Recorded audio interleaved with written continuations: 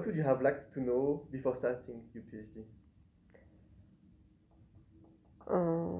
So you have to be ready that it doesn't go smoothly.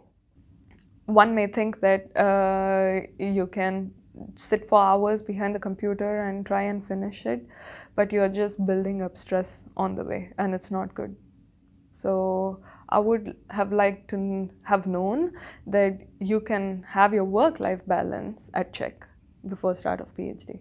It's not necessary to put as much work hours as most people do. Why do you say it doesn't go smoothly always? Because there are so many problems you have to solve from the beginning, and you might feel overwhelmed by the amount of things you have to learn at the very beginning to start. Okay.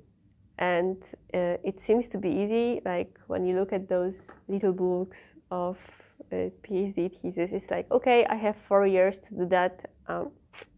Yes, you do. But then you have problems with administration, or you cannot start your research because you still miss some of approvals. So this is something what you do not know beforehand. Okay. So that you don't know that there would be so many unexpected things. I think that you don't expect what kind of unexpected things happens. Okay. So you don't know what you don't know. You don't have the idea how big administration is behind this. Okay. So this is not what you expect. You think that you start your PhD and you're doing research and it's focused on science. Kind of, but not really. Okay. I would have liked to know how much determination it takes to go through these 4 years, because it can be a lot of hassle in many situations in your life. There would be days where you wouldn't be able to go home as fast as you want, or even to your family for that matter. So you need to have extremely high determination and also strength to back up yourself first in a very negative situation. So strength and willpower is very important for going through with PhD. I think that everyone, because if you start a PhD, you really feel, at least for me, I felt really stupid. Like, I don't know anything. I only studied medicine, of course, so I had no research background, or only half year of the research project internship. But that other people and other PhD students have that feeling as well. So you are not the only one who feel really stupid in the beginning. And of course, when you are in the 3rd or 4th year of your PhD, you gain a lot of knowledge. So when I started here and I looked to the 3rd and 4th year PhD students, maybe it was good to realize that they didn't know or did know as much as me when they started. So to feel less insecure. Yeah. Okay. So realize that it's normal not to know everything when you start. Yes. That you're kind of a beginner when you start and you learn doing the part. Yeah. Yeah. That you don't have to know everything when you start. And the other thing I think is good to know, it is what is your obligation during this time. And there are some PhD positions that you are obligated to teaching and need to know whether you like it or not. And there, like other PhD, you are obligated to have a certain amount of publication and or have a certain amount of project done before you graduate. And that's the thing that you need to know about during these 4 years.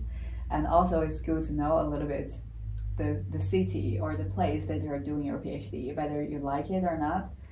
And yeah, if you cannot tolerate cold at all, then you probably don't want to do it in like Tromsø. Like if you don't like hot at all and you hate hot weather, then you probably don't want to do it in Spain or somewhere, right? Because the place you're living also matters, because you are going to live there for 4 years. Yeah. And I think the other thing very important to know, it is what you want to do after PhD. Because I always think that is a very important thing, like to understand what you want to do in long run, or else you can just lose your direction. How the reviewing process is made in the articles. So once again, it's linked to anticipation. So if I knew the process of publishing articles is so complicated and so long, I would have anticipated a lot more beforehand. So keep in mind that asking questions with your supervisor on how the publication process is made, read a lot of articles, think about all the data that you need to acquire, and then hopefully with this kind of anticipation, you will have enough to perform a successful PhD. I would love to be more aware of opportunities which it brings. But it's quite common that people only realize that when it's finished. What do you mean, opportunities? How many things you can learn, how many people, like how many corporations you can start. So that's what I would love to be more aware beforehand. And I still have 1.5 years to finish. So I would love to go also for some other internship, at least one, abroad. Well, for me that would be more related with the part that I spent in Brazil, because here in Groningen I didn't have to follow weekly courses. For example, I didn't have to become a specialist in the graduate school that I was following, that in this case was the Behavioral and Cognitive Neuroscience grad school here, so I could choose the courses I wanted. Whereas in Brazil, I was following the geriatrics course, and I had to, at least 3 days a week, I would spend full time at the university following courses because they wanted us to become a specialist in that topic. So yeah, that really took a lot of time that I needed for writing, for example, my articles or the thesis itself. So I would like to have known those differences in advance. Well, in my specific case, since I have a scholarship,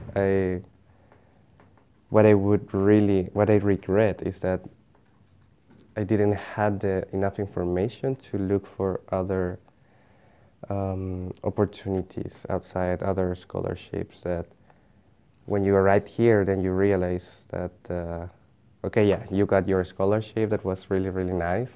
You're so happy, but then you realize here that you're in disadvantage because there are all these other types of employees, so PhD students, that have so many benefits and extra payments and things that it's like, yeah, can be a bit disappointing.